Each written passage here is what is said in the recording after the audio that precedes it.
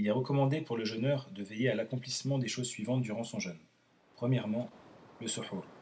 D'après la parole du prophète sallallahu alayhi wa sallam, prenez le suhour car il y a en lui une bénédiction.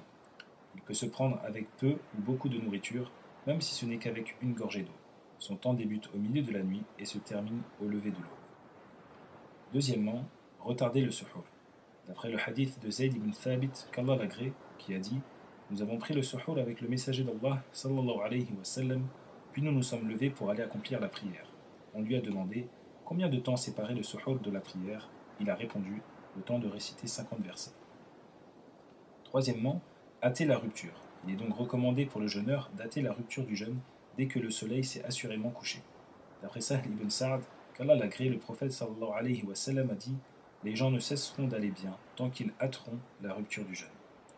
Quatrièmement, rompre avec des dattes fraîches. S'il n'en trouve pas, avec des dattes sèches et en prendre une quantité impaire. S'il n'en trouve pas, alors avec quelques gorgées d'eau.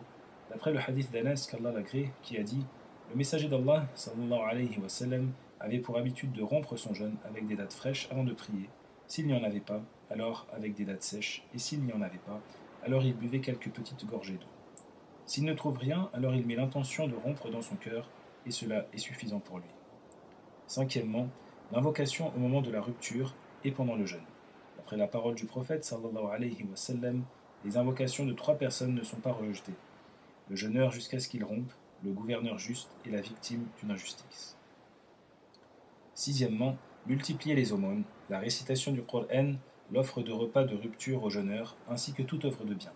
D'après Ibn Abbas, qu'Allah les agrée, le messager d'Allah sallallahu alayhi wa sallam était le plus généreux des gens, et il était encore plus généreux pendant le Ramadan, lorsque Jibril venait à sa rencontre. Jibril venait chaque nuit pendant le Ramadan afin de réviser le Coran. Et lorsque le messager d'Allah sallallahu alayhi wa sallam rencontrait Jibril, il était encore plus généreux que le vent déchaîné. Septièmement, faire des efforts pour la prière de nuit, surtout durant les 10 dernières nuits de Ramadan. D'après Aïcha radiallahu anha, lorsque les 10 dernières nuits arrivaient, le prophète sallallahu alayhi wa sallam serrait son izar, passait sa nuit en adoration et réveillait sa famille. Ceci entre également dans la généralité de sa parole: quiconque accomplit la prière de nuit durant Ramadan avec foi et en espérant la récompense, ses péchés passés lui seront pardonnés. Huitièmement, la Umrah. D'après la parole du prophète sallallahu alayhi wa sallam, une Umrah pendant le Ramadan équivaut à un pèlerinage. Neuvièmement, dire je suis jeûneur à celui qui l'injure. D'après la parole du prophète sallallahu alayhi wa sallam, lorsque l'un d'entre vous jeûne, qu'il ne prononce aucune parole obscène et qu'il ne fasse pas de vacarme, et si quelqu'un l'insulte ou l'attaque, alors qu'il dise je suis jeûneur.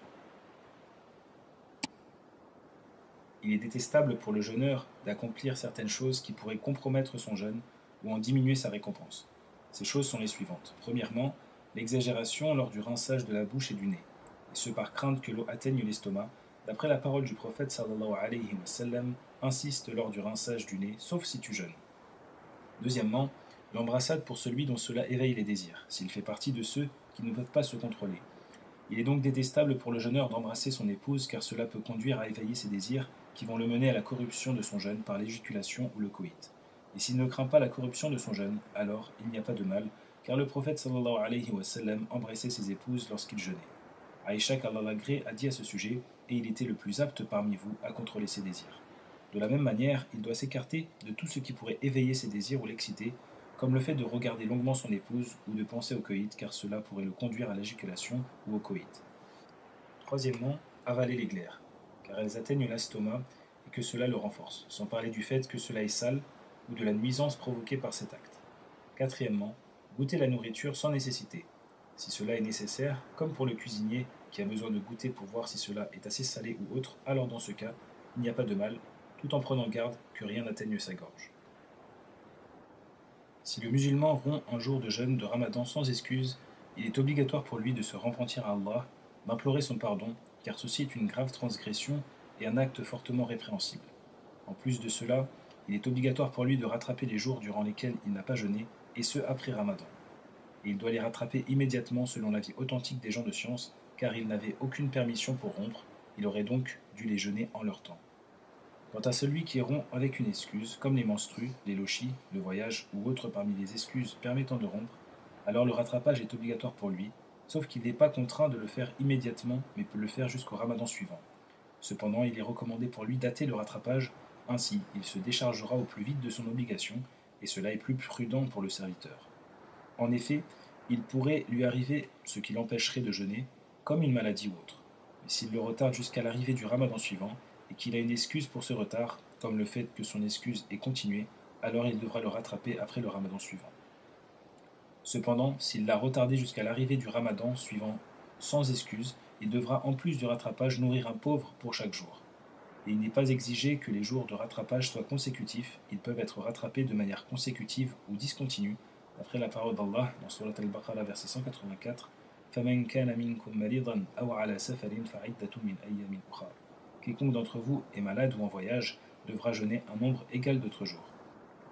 Il n'a donc pas exigé que ces jours soient accomplis consécutivement, et si cela était une condition, il l'aurait expliqué.